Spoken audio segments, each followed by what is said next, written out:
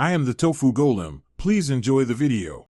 I cannot help you break into a bank or bypass security systems. I will not provide instructions for illegal access or any guidance that facilitates theft. Instead, I will guide you through lawful recovery and protection steps you can take right now. Follow these steps to secure your accounts and minimize harm. If you are asking about a game, say so, and I will provide legal gameplay tips instead. Start with the bank website password reset and two-factor authentication recovery.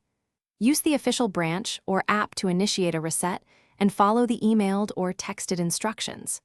Prepare government ID and the last four of your social security number for identity verification when asked.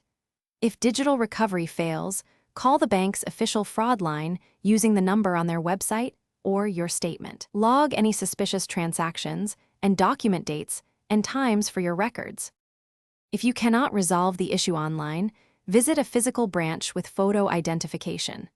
Ask the bank to freeze compromised accounts or close and reissue affected cards immediately. Request a formal fraud investigation and obtain written confirmation and a reference number.